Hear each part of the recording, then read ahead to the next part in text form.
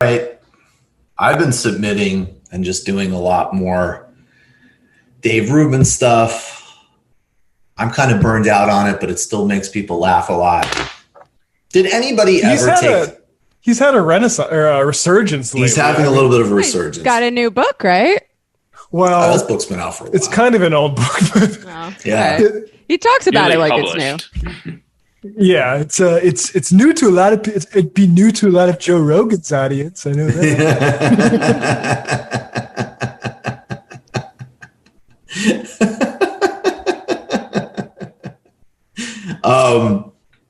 Yeah. So, how many of you took seriously the idea that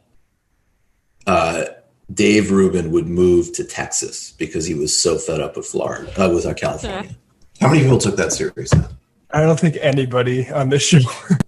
I don't think anybody took that seriously. So there's been a handful of, Rush. Yeah, I think Rush relocated from New York to Florida, and Glenn Beck did make his way to Texas. But there are endless numbers of these, and I'm sure they have all sorts of tax arrangements where they establish residency elsewhere. But there's a lot of these right-wing types that are constantly bitching about New York and California, and they don't leave. I'm sure. Because they're bougie assholes, and they like it here. Exactly. And the idea of Dave Rubin going to Texas never struck me as plausible. And now it is or any of us is plausible. And now in his put up or shut up moment, Dave Rubin has got some news for the state of California. He's not going anywhere. He's staying and fighting. I think that the decision is that we're going to fight it out here, at least for a couple of years. I don't want to give up on California. I mean that sort of at the personal level of I'm not a quitter. And I meet too many people. I'm meeting people on the streets right now. I'm telling you, I'm meeting people on my street who are coming up to me going, Dave, I've been a lefty my whole life. This place is out of control now. Maybe we have to do something. I'm getting a lot of messages from people that want to figure out how to fix it here. You know, California was not always a progressive dystopia. Ronald Reagan was the governor of California. Okay, he was more lefty at the time, but like the point is that there is a chance that some of this stuff could be reset. Arnold Schwarzenegger was a Republican governor of California not too long ago. So I think there is a chance.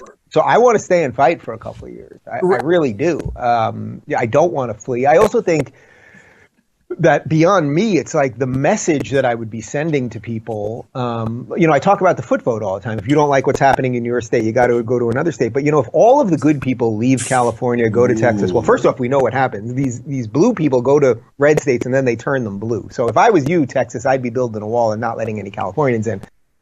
Man, he is desperate for excuses to not just move to Texas. Jesus Christ. And since when is he just a simple Republican partisan? When did he switch to that from trying to be like, I'm a classical liberal? I don't know. It was like the last couple of months. I think the Blaze move really was him giving up. I mean, I love the idea that Ronald Reagan was a lefty governor of fucking California. He was more of a lefty then. He said Reagan. Oh yeah, Ray. That's after he ran against Goldwater and basically thought Goldwater was too much of a squish. Well, Reagan ran California in a way that actually would fit, which is that, well, not on taxes. He did raise taxes, so that would be complete no.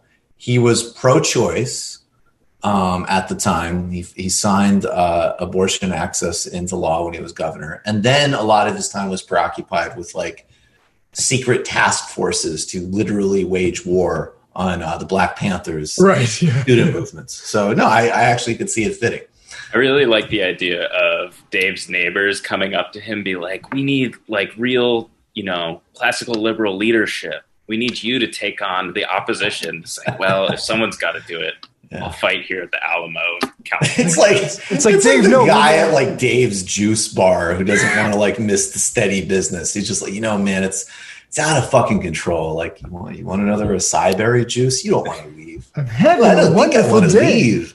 having a great day. And you know what? I think I want to fight it out here.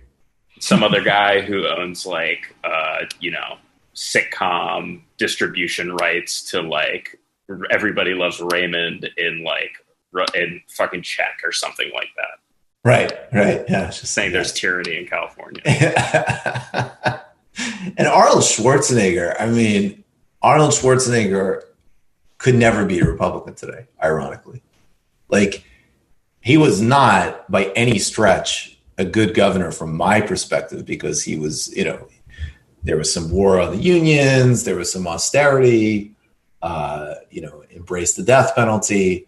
But the guy also implemented a gas tax and was totally in line with sort of the California version of green policies, which absolutely don't have a justice component, but that's a pretty bipartisan affair. So, Schwarzenegger is not, and Schwarzenegger's main contribution to public now is telling everybody to like wear a mask, and that like it's manly to take coronavirus seriously. So like even that cuck. Total cuck. I don't know. Dave, just the endless floundering. I bet he's real easy to upsell on additions to a smoothie, though. Totally. I also think I think there was, we'd stop paying attention so much, but I think now kind of juicing it a bit more, we might be able to get him to get into levels of bitterness toward his former IDW pals that maybe replaced him. You will not replace me, Eric. You will not replace me. You will not replace me. It starts to feel kind of mean at a certain point in time, dumping on someone who's such a loser, but I don't care. Yeah, no. That's fine. I don't know. That clip we played on TMBS of him talking about the Rogan booking made me genuinely uncomfortable. He does it to himself. Like, why would you tell people that? Because you're desperate and you want to honestly, because we played a clip earlier of him saying a lot of my lefty friends don't really talk to him anymore. And I'd assume that was the Weinsteins or Sam Harris. But no, I think he probably means Rogan. He meant Rogan. Mm-hmm. A lot of people besides my juice salesman don't talk to me. All right, this is getting depressing. Yeah. Dave needs to remain a character and not like a human being. Yeah, exactly. Wait a second. People are asking why I haven't moved to Texas yet? Oh, no.